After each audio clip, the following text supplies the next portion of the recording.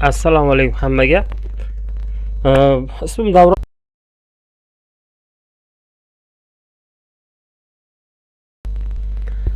Assalomu alaykum hammaga. Ismim Davron Nizomov. Bugun sizlarga Xitoy tilidan hali menimcha bu video o'sha endi ko'rayotgan bo'lsangiz kerak, ya'ni hali bu haqida hech kim ma'lumot bermagan. Ilk ya'ni chizgi 1 dan chizgi 9 gacha yangi formatdagi videolarni testlarni iloji boricha men nima qilaman, sizlarga bugun Xitoy tilidan o'zbek tiliga tarjima qilib beraman, ya'ni tushuntirib beraman. Ya'ni o'sha test qanaqa bo'ladi? Testni boshlang'ich qaysi, o'rta daraja qaysi, yuqori daraja qaysi, hammasini batafsil boshdan oxirigacha tushuntirib beraman. Ya'ni bugun tushuntirib bergan narsalarimdan biri yana hop. Demak, tarjima qilsam so'zma-so'z Xitoy tili saviyasi, ya'ni Xitoy tili bilish daraja imtihoni, HSK imtihon dasturi, Xitoy tili bo'yicha malaka testi uchun qo'llanma, syllabus degan, bu qo'llanma degani shu birorta o'quv dasturini tushuntirib beradigan narsa syllabus deyiladi, o'quv dasturi.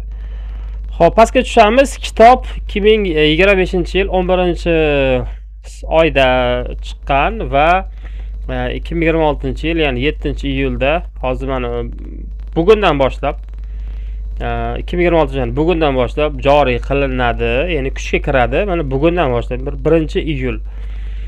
O'sha narsalarni bugun nima qilamiz? O'rgataman va iloji boricha fikr izohlarni yozib qoldiramiz. Xitoy tilidan necha olmoqsizlar va nima qilmoqsizlar Xitoy tili o'rganib, o'shalarni kommentga yozib qo'ysanglar, batafsil yana hammani kommentini o'qib javob beraman. Xo'p, to'xtamasdan sirasiz davom etamiz. Demak, ketdik. Mo'li degani bor, mundarija, har xil mundarija bor. Chizgi 1 dan to 9 gacha bor. Endi 1 ni tushuntirib beramiz. 1 da demak mana chizgi 1 da daraja bu endi kimlar uchun? Hammasi batafsil tushuntiramiz. Demak, chizgi 1 darajada siz birinchi, ya'ni nimalar bo'ladi? Ya'ni mehmon bo'lish, qayerdir borgan mehmon bo'lasiz-ku, mehmon qilishadi, yangi o'quvchi ro'yxatdan o'tishi, tadbirlarda qatnashish kabi vaziyatlarda shaxsiy asosiy ma'lumotlarga oid sodda savollarni tushunasiz va shaxsiy asosiy ma'lumot haqida sodda tanishtirishni, ya'ni o'zingiz sekin nima qilasiz? Tanishtirishni o'rganasiz, ya'ni o'zingiz tanishtirish. Men ismim falonchi, familiyam, yoshim, qayerdanligim. Masalan, ism, fuqaroligi, yoshi, jinsi, qiziqishlari, odatlari, maqomi, ya'ni o'quvchimi, ustozmi yoki shogird, anaqami, qanaqa kasbligi, oila a'zolari, do'stlari, ko'nikmalar va boshqalarni tushunadi. Ya'ni o'sha narsalarni siz tushuntira olasiz chizgi 1 da. Va yana bir yuqoridagi vaziyatlarda shaxsiy asosiy ma'lumot haqida savol bera oladi. Yuqoridagi vaziyatlarda shaxsiy asosiy ma'lumotga oid sodda ma'lumotlarga javob berasiz. Ya'ni yuqoridagi narsalarga savol-javob qilasiz. Savol beradi, siz savol berasiz, javob bera olasiz yoki kimdir negadir savol berasiz, u javob bera oladigan ya'ni oddiy bo'ladi-ku, dejurniy, eng boshlang'ich ma'lumotli gaplarni yoki yosh bolaning gaplarini biladigan narsalarni nima qilasiz? Bilasiz, tushunarli? Keyin hop, sodda tarzda tushuntira olasiz yuqoridagi ma'lumotlarni. Tabriknoma, shaxsiy tasdiqlovchi guvohnoma, talabalik kartasi, qisqa matnli o'qish materiallari kabi hujjatlar ko'rsatilgan yuqorida aytilgan asosiy shaxslar, xullas o'zingiz tanishtira oladigan va mana shunaqa ma'lumotlarga oid bo'lgan narsalarni aytib bera oladigan bo'lasiz. Ya'ni bu endi boshida o'zingiz kimligingiz, qayerdanligingiz va keyingisi kundalik hayotda voqea haqidagi ma'lumotlarga oid sodda savollarni tushunadi yoki voqea, tadbir, asosiy ma'lumotlar haqida sodda tanishtirishni tushunasiz, tushuna olasiz. Bu yerda hozir endi so'zma-so'z tarjima qilgan, endi o'zbek tiliga sodda qilib tarjima qilib beryapmiz. Demak, siz nimalarni tushunasiz? Demak, sana aytishni o'rganasiz, vaqtni, joyini, mo'ljalni, qayerda, chapga, o'ngga va o'sha telefon raqamlar, tadbir ishtirokchilari kimlar kelgan, telefon raqamlar, oddiy demak, oila a'zolari va hokazolar qisqa lo'nda javoblarni nima qilasiz? Savollarga javoblarni ayta oladigan daraja hisoblanadi chizgi 1. Tushunarli? Bularni to'xtalib o'tamiz. Xo'p, keyingisida pastroq tushsak, demak, bular 15 ta, jami 15 ta qismdan iborat. Bularni endi o'sha kurs mobaynida sekin-sekin o'quvchilarga berib boramiz. Bu endi hozirgi demo dars. Buni YouTube'da, Telegramda, boshqa platformada joylashtiramiz. va HSK 2 da bundan sal ozgina murakkabroq narsalar o'rganasiz. Misol uchun kimdirda nima qilyapti, qiziqishlari, hobbilari, yoki nima, kimdir tanishtirib berasiz. Bu meni do'stim balonchi. Narigi A1 darajaga dan ko'ra bunda ozgina nima qiladi, yana bir nechtadir mavzular qo'shiladi. Ya'ni shaxsiy hayotga oid ma'lumotlar qo'shiladi, voqea holatlari, voqealarni tasvirlab berasiz, vaqtlarni va hokazolar tasvirlab berasiz. Keyingisi savol-javob buyumlar bo'limi, ya'ni menimcha rangi, miqdori, qanchalik o'shalarni. Keyingisi oila a'zolari sanashirasiz, kimligini. O'tgan birinchi HSK 1 da nechta oila a'zolingiz borligini aytsangiz, bu darajada esa oila a'zolaringizni kimligini, qayerda o'qishini, do'stlaringizni, kim qayerda, yoshi nechida o'shalarni aytib berasiz. Yo'lsiz ozgina nima qiladi, ma'lumot ko'payadi. Ob-havoni qanaqaligini tanishib berasiz. Oblakda yozib qo'yibdi. Ob-havo bilish kerak. Biror joyni tanishtirasiz. Biror joyni, chet ellik gap qolsa, Toshkentda mana bu joy mana bunaqa, bu meni uyim, bu meni maktabim, bu universitetim, bu meni o'quv markazim deb tanishtirasizlar. Keyingisi kundalik nutqiy muloqot. Misol uchun kundalik muloqotda salom, xayrli tong, obed qildingizmi, ujin qildingizmi, nonushta qildingizmi, tushlik qildingizmi, kayfiyatingiz qanday, o'qishga bordingizmi, shunga o'xshagan narsalar. Xo'p, tabriklash, rahmat, tayyor va hokazo gaplarni o'rganasiz. Savol-javob, kundalik ovqatlanish va hokazo. Bunda ham jami nechta ekan? 17 ta ekan. 17 ta bo'limdan iborat narsalarni, ma'lumotlarni nima qilasiz? O'rganasiz. Va HSK 3 dachi shaxsiy ma'lumot bilan tanishish, kimdirni endi nimasini o'rganasiz? Rasmga qarab nimadir tushuntirasiz, kiyim-kechak haqida ma'lumot berasiz va hokazo. Endi bunday ozgina sal nariga qaraganda yana ham ma'lumot aytishni ko'paytirasiz.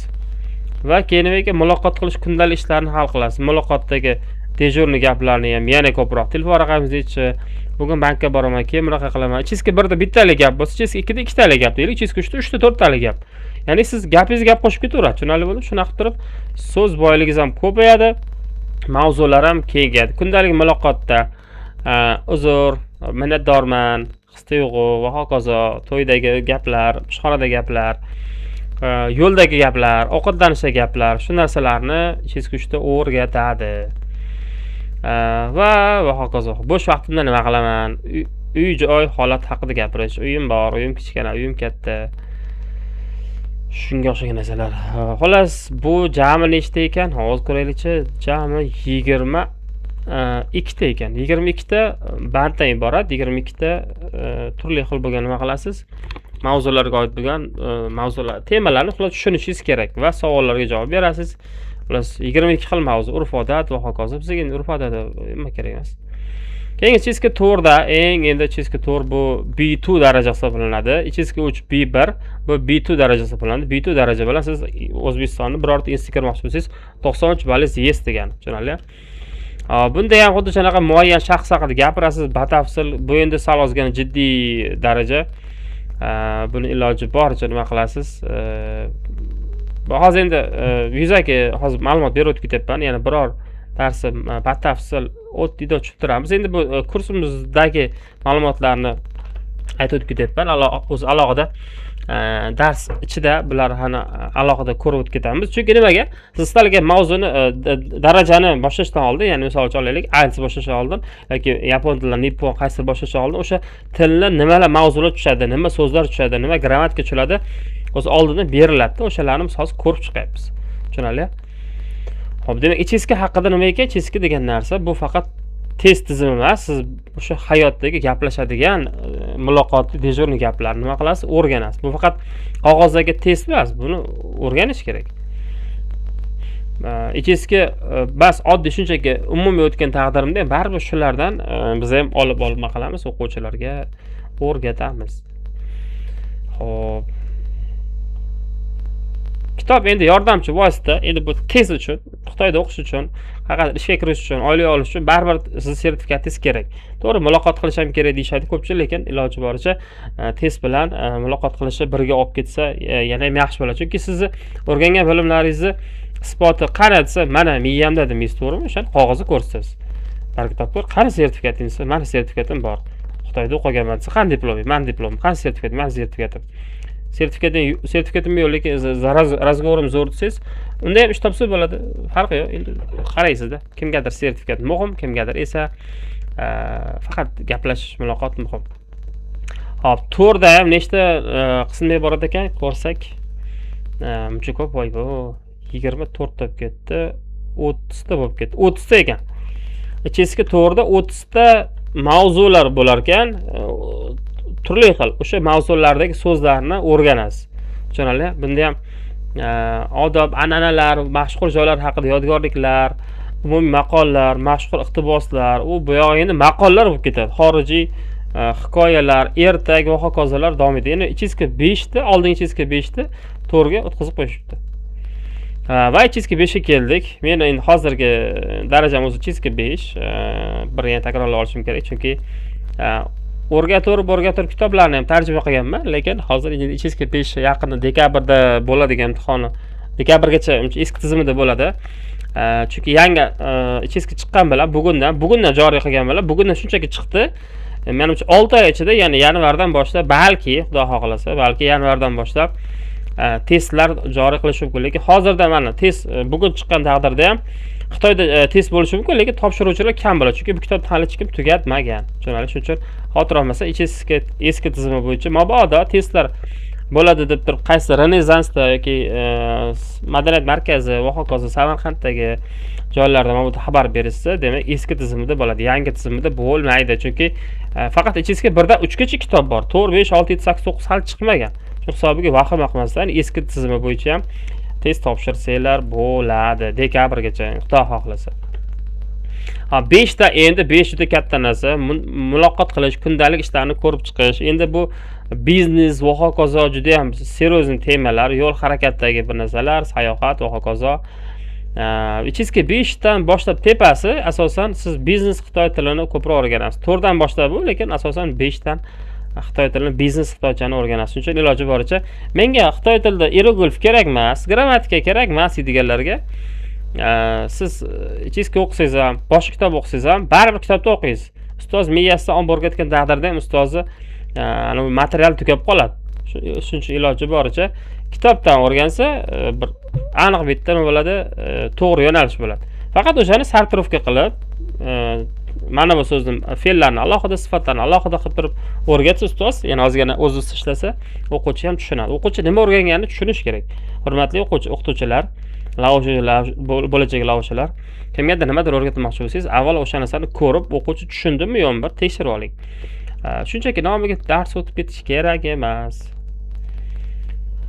Xo'p, ichki 5 ta nechta bo'ldi? Bunda ham menimcha, hop, 28 ta 28 tamidi? 28 ta bo'limlar bor ekan, ichki 6 lar. Endi bular boshqa daraja, bular endi kazolar darajasi. Hop, bularni ko'raylikchi nechta ekan. Bunda 24 ta. 24 ta ekan ichki 6 da. Va mana bu eng Konfutsiy ham bilmaydigan daraja ichki 789 qancha desak bo'ladi. Ko'raychi mavzusi nechta ekan. Bu endi vaqtim xitoylar ham o'zi ham bilmasa kerak bu darajani. Erinmagan xitoyliklar deydi-ku. Nimalar o'ylab topadi deydi. Bu ham uzog'i 30 ta nimadan iborat ekan, bo'limdan bandda iborat ekan. Bularni hammasini hozir shart emas. Burisi bugun yuzaga shunchaki nima qildik, tanishtirib o'tib ketdim. Chunki birinchisi nimalar bo'lishi va hokazo ko'pchilik qiziqadi-ku. Misol uchun ko'pchilikni vaqti bilaman tez videolar ko'rish xohlaydi. Shuning uchun biz vaqtlarni qisqa qilyapmiz. Va yana keyingisi mavzu rejasi. Mana bunaqa mavzular bo'ladi. Biz hozir ko'rganimiz shunchaki mavzular. Endi mavzular ichida nimalar bo'ladi? Buyum nomi, xususiyatlar. Ya'ni har bittasini alohida o'tida yozganmiz. Mana shaxsiy ma'lumot, voqea ma'lumotlari, buyum ma'lumotlari, atrof muhit ma'lumotlari, munosabat, ovqatlanish, transport, xarid qilish, tibbiy sog'liq, dam olish, o'qish holati, kampus, ya'ni hayot o'qishingizdagi holatlar, maktab holati, ish holati, kasb, oziq-ovqat, madaniyat. Demak, til bu muloqot, til bu ijtimoiy hodisa, fan emas. Shuning uchun til doim o'zgaradi. Tilda sheva bo'ladi, tilda aksent bo'ladi, ton bo'ladi va hokazo bo'ladi. Lekin oddiy fan sifatida desak, matematikada ton bo'lmaydi, to'g'ri? Fizikada ton degan narsa yo'q, yoki pinin yoki ohang degan narsa. Shuning uchun fan bilan ijtimoiy hodisa aralashtirmaymiz. Fanni siz ma'lum bir muddatda o'rgansangiz bo'ladi. 1 yil, 2 yil qanchadir muddatda o'rim, lekin tilni esa har kuni, har doim o'rganish kerak. Shuning uchun menga 2 oylik kurs kerak, 3 oylik kurs kerak, menga faqat speaking kerak desangiz, lekin siz o'qish bilmasangiz, yozish bilmasangiz, gap tuzilishini, grammatikasini o'rganmasangiz, qanaqa shu tilingizni ulg'aytirasiz. Tilingiz yosh bola bo'lib qolib ketadi, lekin o'smaydi. Shuning uchun iloji boricha nazariy bilim ham kerak, amaliyni ham o'sha amaliy nazariyni asosida quriladi, tushunarli? Shuning uchun maktabda biz ona tilini qanaqa o'rgangan bo'lsak, xuddi shunaqa o'rganishingiz kerak. Endi insonlar sabrsiz bo'lib ketyapti. Nimada biznes qilaman desa tezsiz bo'lish kerak, nimada bilim olaman desa tezsiz bo'lish kerak. Iloji yo'q. Zalga chiqsangiz ham birdaniga cho'kib ketmaysiz. Ming protein ichganingiz bilan ham nima qilasiz? Bir sekin vaqt kerak bo'ladi tana o'sish uchun. Men ham xuddi shunaqa bilim olish uchun 2 oy, 3 oy degan muddat to'g'risi xato. 2 oy, 3 oyda faqat ichingizga birni boshlang'ich darajani tugatishingiz mumkin, beginner darajani. Ichingizga ikkita shaxsiy ma'lumot, bularni aytdik. Nimalar tushishi, endi bu yerda bu joylarda nimalar tushishi va o'sha qanday so'zlar tushishini ham berib o'tib ketgan. Qanday so'zlari va nimaga oid bo'lgan so'zlarni aniq nimaligi. Misol uchun, safarga oid bo'lsa, safarni qanaqaligi. Oziq-ovqat, muloqot bo'lsa, asosiy odob xatti-harakatlar, ya'ni muloqot qilishda. Oddiy muloqotlar, istak va hissiyotlar, ko'rdingizmi? Muloqot ichiga nimalar kirib ketyapti. Shularni o'rgatadi va hokazo, va hokazo, va hokazo. Xo'p, endi bu asosan shunchaki bir tanishuv ichizka bilan. Endi leksika ro'yxatib qo'yibdi. Leksika deganda so'zlar, qanday so'zlar bor? Ichizka 1da adashmasam 200 nechtadir so'z bor edi. 220 midi, 290 tamidi, vallohu alam. 300 ta ekan. Ichizka 1da 300 so'z ekan. 300 so'z bilsangiz, ya'ni regular bilsangiz, bo'ldi, bu yoqqa ketaveradi. Mana aytdi, ovqat pishirish, hokazo, hokazo. Endi uzr so'rayman, xato просто OpenAI, ya'ni ChatGPT sal ba'zi joylarda xato ham tarjima qiladi. Hop, keyingilari va hokazo. Demak, shu siz jami biladigan so'zlaringiz 11 mingta so'z bo'lsa, nima qilasiz? Xitoy tilini ichingizga 9 bilasiz degan. Bilib turib, endi grammatikalar ham bor. Grammatikalarni ham o'rganish kerak bo'ladi va batafsil yana hali ma'lumot beramiz. Bugun soat kechqurun 9 da O'zbekiston vaqti bilan soat 9 da demo darsimiz bor. Buni avval hozir ko'rib chiqasizlar. Mabodo kimdir kursimizga yozilmoqchi bo'lsa, Xitoy tilidan sertifikat olib, HSK 9 gacha o'qiyman, 6 ga o'qiyman, 5 gacha o'qiyman desa, biz batafsil ma'lumot beramiz, yordam beramiz, dars kurs ma'lumotlar haqida aytib o'tib ketaman bugun. Chunki men HSK ya'ni sertifikat olib beruvchi ustozman. Ko'pchilik ham shunaqa qiladi. 70-80% ustozlar asosan shunaqa sertifikatga tayyorlaydigan ustozlar bo'ladi. To'g'ri. Sertifikat bo'lmasdan turib o'qish iloji bormi? Faqat razgorsiz bo'ladi, faqat baribir asosi mana shu sertifikat oid bo'lgan so'zlar. Baribir xitoy tilida so'z bilishingiz kerak. So'z bilmasdan turib qanaqa zo'r gaplashib ketasiz? Tushunarli? Iloji boricha mana darsimiz 18 minut cho'zilib ketib qoldi. Hammaga e'tibor uchun rahmat. Nasib bo'lsa bugun soat 9 da ko'rishaylik. Va yana ham batafsil ma'lumotlarni berib o'tib ketaman. Xo'p, o'quvchilarning oxiri tugadi. Jami 11 mingta so'z bo'ladi. 再见。